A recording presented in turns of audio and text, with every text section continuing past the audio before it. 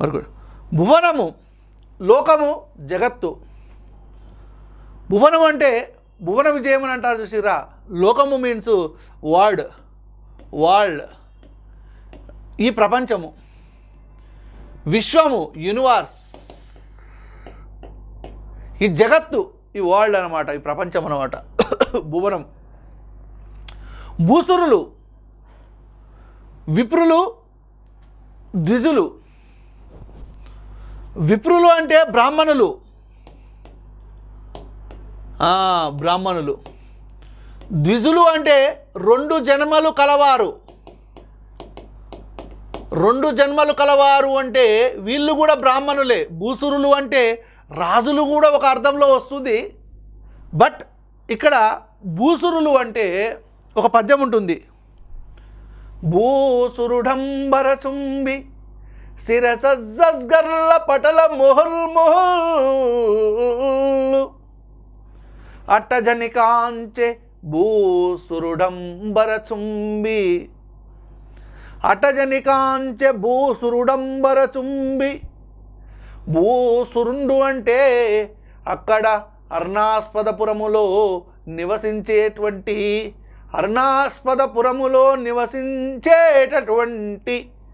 ప్రవరుడు అనే బ్రాహ్మణుడు. ఇక్కడ విప్రులు అంటే బ్రాహ్మణులు, ద్విజులు అంటే 2 జన్మలు కలవారు. ఎట్లా 2 జన్మలు? వాళ్ళకు ఒడుగుంటుంది.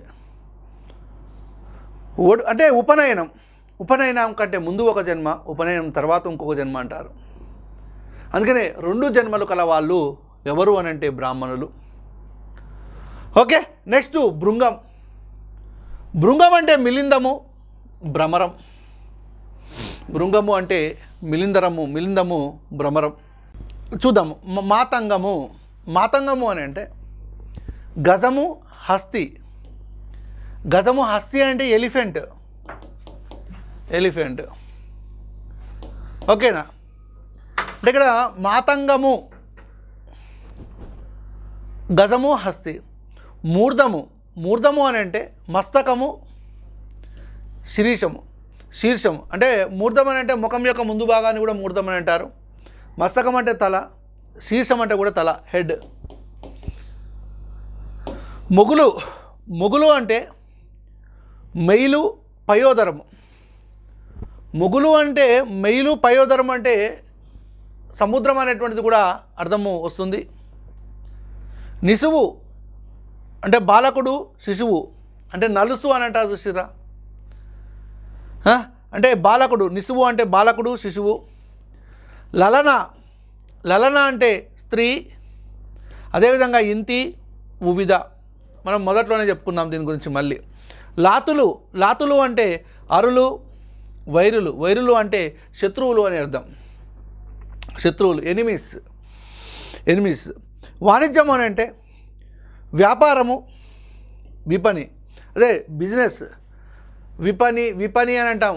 అంతర్జాతీయ విపణిలో అంటే అంతర్జాతీయ వ్యాపారంలో, అంతర్జాతీయ వాణిజ్యములో అని మనము చెప్పుకోవచ్చు. వాణిజ్యం అంటే వ్యాపారము, అదేవిధంగా విపణి. మరికొన్ని పర్యాపదాలను చూసినట్లయితే విపత్తు అని అంటే ఇడుము, ఆపద.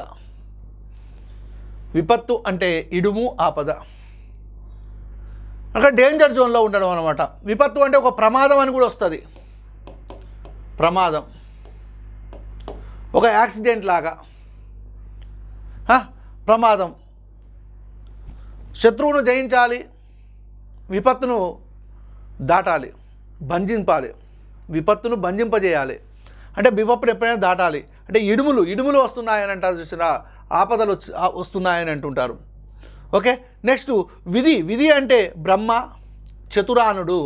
చతురాననుడు అంటే 4 ముఖాలు కలిగినవాడు. అదేవిధంగా బ్రహ్మ. ఇది విధి. తర్వాత శైలము అంటే శిలలతో కూడుకున్నటువంటిది. గిరి అంటే కొండ. పర్వతం అంటే హిల్స్ అన్నట్టు. హిల్స్. నెక్స్ట్ స్తవము అంటే పర్యాయ పదాలు. స్తుతి, స్తోత్రం. స్తుతించడము ఏదైనా ఒక మంత్రాలను కానివ్వండి, పదాలను కానివ్వండి, స్తుతించడం, పొగడము అంటే ప్రైజ్ చేయడం అనమాట. ప్రైజ్ చేయడము.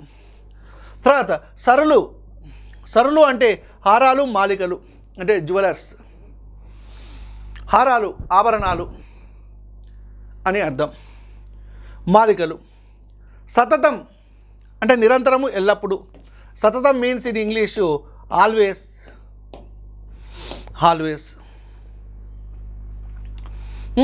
నెక్స్ట్ హలము అంటే శీరము, నాగలి అంటే తెలుసుగా, భూమిని దున్నడానికి ఉపయోగించేటువంటి పరికరము. వ్యవసాయంలో ప్రధానమైనటువంటి పాత్రను వహించేది నాగలి. నాగలి ఆయుధంగా కలిగినటువంటి వ్యక్తి బలరాముడు. బాణము ఆయుధంగా కలిగినటువంటి వ్యక్తి శ్రీరాముడు. చక్రము ఆయుధంగా కలిగినటువంటి వ్యక్తి విష్ణువు. అదేవిధంగా గొడ్డలి ఆయుధంగా కలిగినటువంటి వ్యక్తి పరశురాముడు. వజ్రాయుధం ఆయుధంగా కలిగినటువంటి వ్యక్తి ఇంద్రుడు.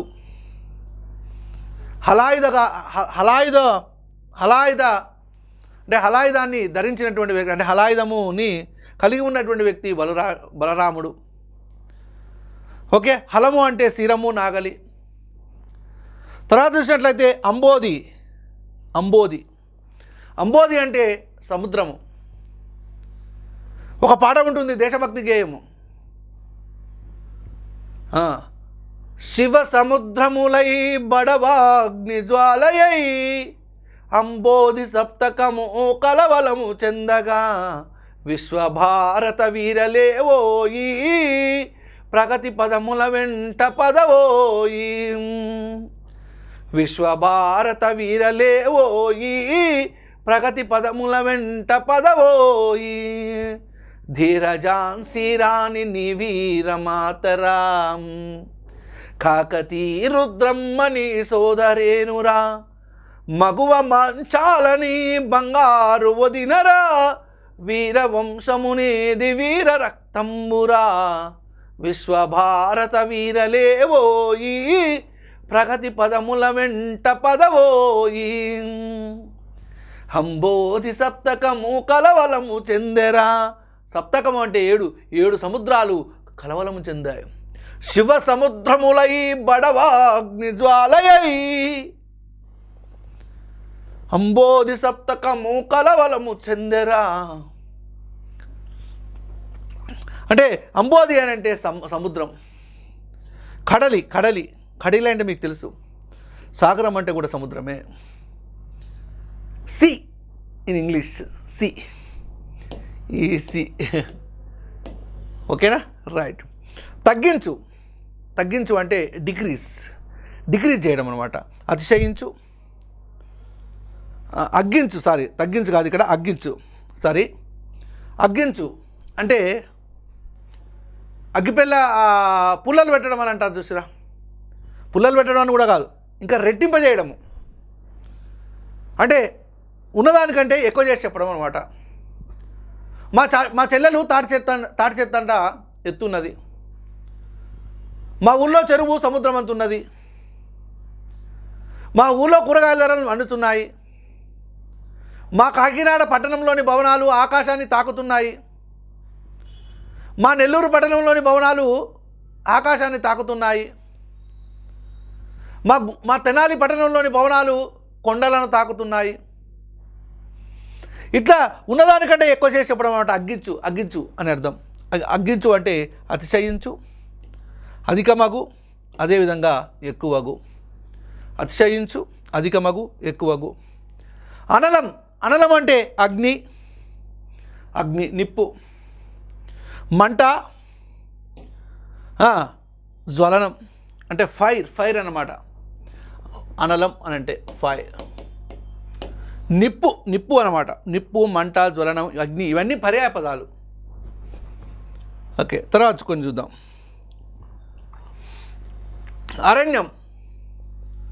అరణ్యం అంటే విపినం. అటవీ, వనం అంటే ఫారెస్ట్ అని అర్థం. ఫారెస్ట్. విపినం అటవీ వనం అరణ్యం అంటే. అనృతం అంటే ఏం లేదండి, అబద్ధాలు ఆడడం. అనృతము అవంటే అబద్ధం ఆడవచ్చు అంటాడు. భాగవతంలోని ప్రహ్లాద ఘట్టంలో ఒక పద్యం ఉంటుంది. బొమ్మర పద్యం చాలా చక్కగా రాస్తాడు. వారి జాక్షులందు వైవాహికములందు జకిత గోకుల జన రక్షణమందు ఆడవచ్చునృతమాడవచ్చును.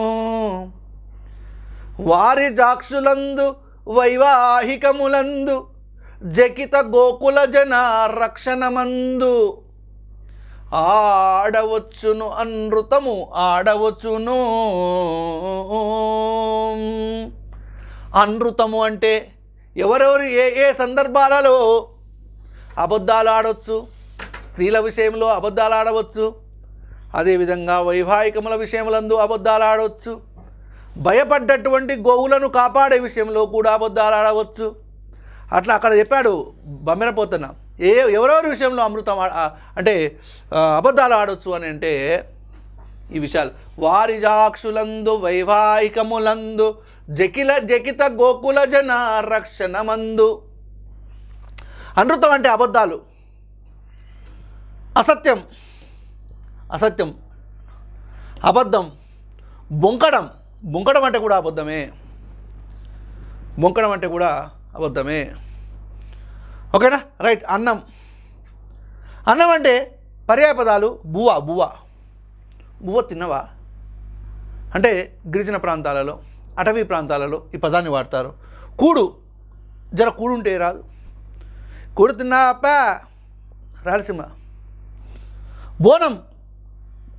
బోనం అంటే భోజనం. బోనం అనేది సంస్కృత భాషా పదం. భోజనం అనేటువంటి పదం నుంచి ఉద్భవించినది. భోజనం అంటే ఇది సంస్కృత భాషా పదం.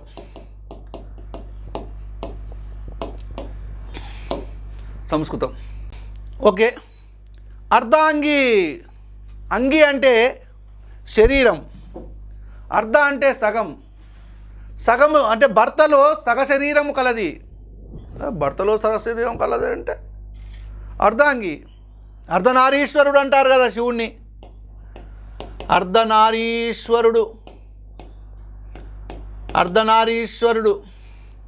అర్ధనారీశ్వరుడు అంటే సగం పార్వతి, సగము ఈశ్వరుడు.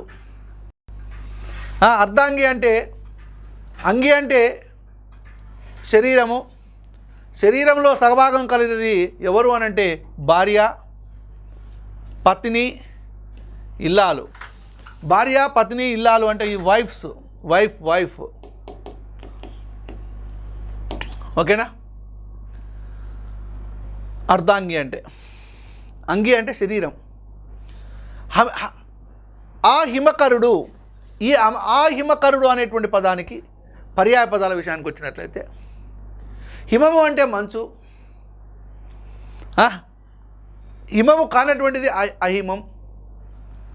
అంటే అహిమకరుడు అని అంటే ఎవరు అని అంటే ఆ హిమాలయ పర్వతాలలో ఉదయించేటువంటి వాడు, హిమాన్ని మంచును కరిగించేటువంటి వాడు ఎవరు అని అంటే సూర్యుడు, భానుడు, రవి, భాస్కరుడు అంటే సన్ అన్నమాట.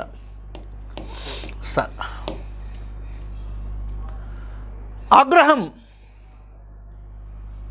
ఆగ్రహం మీన్స్ ఇన్ ఇంగ్లీష్ యాంగ్రీ.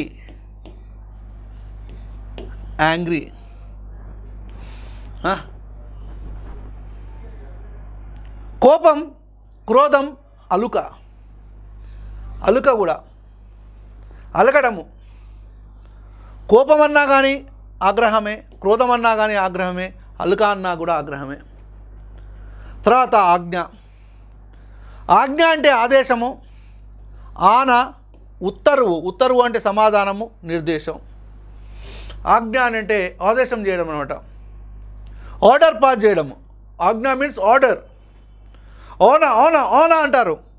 ఉత్తరువు అంటే సమాధానం చెప్పడం, నిర్దేశించడం, ఈ విధంగా చెయ్యి అని ఆర్డర్ చేయడము. ఇవన్నీ ఈ ఆజ్ఞకు పర్యాయపదాలుగా మనం చెప్పుకోవచ్చు. హాస్యం, హాస్యము అంటే ఇంతకుముందు చెప్పిన హాస్యము వేరు, హాస్యము వేరు. హాస్యము అంటేనేమో నవ్వు, హాస్యము అంటేనేమో నవ్వటము, లాఫింగ్. ఈ హాస్యము అంటేనేమో ముఖం అంటే ఫేస్.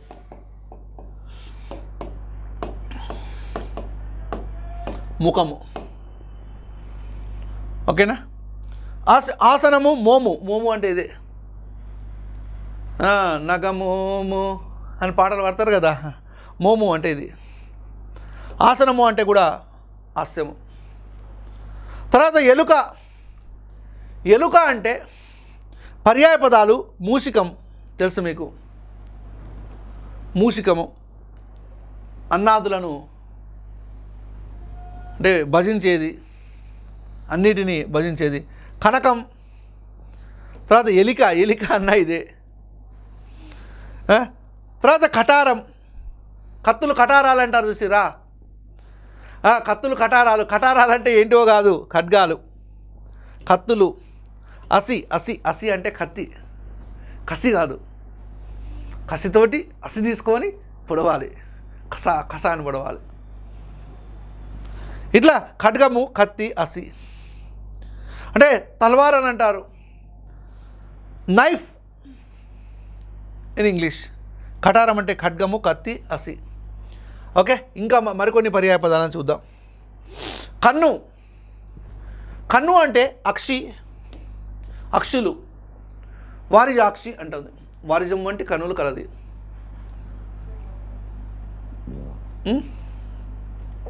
అక్షులు, నేత్రాలు అని అర్థం. చక్షువు, నేత్రం, నయనం. నయనానందం అని అంటారు ఇష్టం. నేత్రానందము, నయనానందం. ఇవన్నీ కన్నుకు పర్యాయ పదాలు. కప్ప, బేకం, దర్దురం, మండూకం. బేకం, దర్దురం, మండూకం. ఖైరవం, దర్దురం అంటే, మండూకం అంటే కప్ప, ఫ్రాగ్, ఫ్రాగ్. నయనాలు అంటే ఐస్. ఖైరవం, కలువ, కలహరం, కుముదం, ఇందీవరం. ఇందీవరం ఖైరవం అంటే కలహరం, కుముదం, ఇందీవరం. తర్వాత కొందాడి, పొగడి, స్తుతించి, నుదించి. అంటే బాగా పొగడడం అన్నమాట, బాగా పొగడడం. పొగడము, స్తుతించడం అన్నమాట. నుతించడం అన్న కొందాడి. కోరిక అంటే వాంఛ, తృష్ణ, ఈప్సితం, డిజైర్స్ అని చెప్పాను ఇంతకుముందే. కౌముది అంటే వెన్నెల, చంద్రిక, జ్యోత్స్న. చంద్రుని ద్వారా వెన్నెల వస్తుంది. చంద్రిక, వెన్నెల, జ్యోత్స్న, ఇదంతా కౌముదికి పర్యాయ పదాలు ఇవన్నీ. గృహము, గృహము అంటే ఇల్లు, గేహము, నికేతం. నికేతనము, శారదానికేతనము, శాంతినీకేతనము. శాంతినీకేతనము అని అంటే శాంతిని ప్రసాదించేటువంటి ఒక ఇల్లు అని అర్థం అన్నమాట. అంటే గృహానికి పర్యాయ పదాలు ఇల్లు, హౌస్. గేహము అన్నా ఒకటే, నికేతం అన్నా ఒకటే. తర్వాత చంద్రుడు, చంద్రుడు అంటే ఇంద్రుడు, ఇంద్రుడు కాదు. ఇంద్రుడు అంటే మళ్ళీ దేవతల యొక్క రాజు. ఇక ఇందు మధ్య అని అంటాం చూసిరా. శశాంకుడు, నిశాకరుడు, వెన్నెలు ప్రసాదించేటువంటి వ్యక్తి. శశాంకుడు, చంద్రుడు. ఇంద్రుడు అన్నా కానీ చంద్రుడే. ఓకే, చంద్రునికి ఉన్నటువంటి పర్యాయ పదాలు ఇంద్రుడు, శశాంకుడు, అదేవిధంగా నిశాకరుడు. తర్వాత చాడుపు, చాడుపు అంటే విధము, భంగి, రీతి, తీరు. విధం అంటే ఈ విధంగా, భంగి ఈ విధంగానే, రీతి, తీరు, వలె, లాగా, లా, ఇవన్నీ వస్తాయి పర్యాపదాలు. వలె ఈ విధంగా అన్నట్టు, వలె, లాగా, లా, విధంబున, చందంబున, రీతి, కైవడి, భంగి, తీరు, ఇవన్నీ ఈ చాడుపుకు చందమ్మునకు పర్యాయ పదాలుగా మనము చెప్పుకోవచ్చు. తమస్సు, తమము. తమం అంటే చీకటి, తపస్సు అంటే వేరే మళ్ళీ. ఆంధ్యము అంటే చీకటి, అంధకారము చీకటి, ఇరులు చీకట్లు. ఇరులు అంటే చీకట్లు. ఇరులే కురులై జరులై, ఇరులే కురులై జరులై అన్నము అట్లా. తమస్సు లేదా తమము అంటే, తమము అంటే చీకటి, ఆంధ్యము అంధకారము, అదేవిధంగా ఇరులు. ఇది తమస్సు లేదా తమను అనే పదానికి ఉన్నటువంటి పర్యాయ పదాలు. తర్వాత కొన్ని చూద్దాం. తాండవం. తాండవము అని అంటే ఉద్ధత నృత్యము, నాట్య విశేషము. అదే శివతాండవము అని అంటారు. శివతాండవం అదే పేరిణీ నృత్యం. పేరిణీ నృత్యం. ఈ పేరిణీ నృత్యం అనేటువంటి చూసినట్లయితే కాకతీయుల కాలములో సైనికులను ఆవేశపరచడానికి చేసినటువంటి నృత్యాన్ని పేరిణీ నృత్యం అనేటువంటి వాళ్ళు.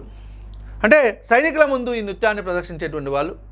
ఈ నృత్యాన్ని ప్రదర్శించిన తర్వాత సైనికులు వీరావేశంతో పోయి యుద్ధంలో పాల్గొనేవారు అని ఒక విశేషం ఉండేది. పేరిణీ నృత్యం అంటే శివుడు తాండవం, శివతాండవం అంటే శివుడు యొక్క నృత్యం అన్నమాట. ఒక రకమైనటువంటి నాట్య విశేషం. ఉద్ధతమైనటువంటి నృత్యము అంటే ఉద్ధృతంగా నృత్యం చేస్తాడు శివుడు. మరి కోపంలో ఉన్నప్పుడు, ఆవేశంలో ఉన్నప్పుడు నృత్యం చేస్తాడు. అది శివతాండవం అని అంటారు. తాండవం అంటే పర్యాయ పదాలు ఉద్ధత నృత్యము, నాట్య విశేషం. తర్వాత కృప, కనికరము, కరుణ. దేనికి పర్యాయ పదాలు అంటే దయ అంటే పిటి. కృప, కనికరము, కరుణ. తర్వాత దేహము. దేహానికి పర్యాయ పదాలు శరీరం, తనువు, కాయం అంటే బాడీ. నరుడు, మానవుడు, ఇంకా తెలిసిన ముచ్చటే. మనిషి, మర్త్యుడు. మానవుడే మహధీరుడు, మానవ రూపము ధరించినవాడు. మనిషి, మానవుడు, మనిషి, మర్త్యుడు, నరుడు, మానవ. జగదేక వీరుడు అతిలోక సుందరి సినిమాలో తెలుసుగా, మానవ అనే పదము మానవ. మానవ మానవ మానవ మానవ అనే పదం మానవ అనేటువంటి వాక్యంలో ఉన్నటువంటి అలంకారం ఏందో తెలుసా మీకు? యమకాలంకారం. యమకాలంకారం. నలిరేగు. నలిరేగు అంటే విజృంభించు, అదేవిధంగా మసులుకొను. విజృంభించడము, మసులుకోవడము. నిక్కము. నిక్కము అంటే నిజము, సత్యము. నిక్కము అంటే నిజము, సత్యము. పల్లె. పల్లె అంటే ఊరు, విలేజ్, గ్రామం, విలేజ్. నిజము అంటే మనకు తెలుసు, సత్యము, నిక్కము ఇవి అవసరం లేదు. పసిడి. పసిడి బంగారము, కాంచనము, పుత్తడి. సువర్ణం అని కూడా అంటారు, ఇదే గోల్డ్. గోల్డ్. పసిడి బంగారము, కాంచనము, పుత్తడము. ఈ బంగారానికి ప్రకృతి బృంగారము. బంగారానికి ప్రకృతి బృంగారం. ముత్యము. ముత్యముకు ప్రకృతి ముత్యము. మళ్ళీ ముత్యముకు ప్రకృతి మౌక్తికము. ఇట్లా ఉంటుంది ముచ్చట. ఓకే. పసిడికి బంగారము, కాంచనము, పుత్తడి. పరాశర్యుడు. పరాశర్యుడు అని అంటే వ్యాసుడు, బాదరాయణుడు. వ్యాసుడు, బాదరాయణుడు. వ్యాసుడు పరాశరుడి యొక్క కుమారుడు. సత్యవతి పరాశరుల యొక్క కుమారులు.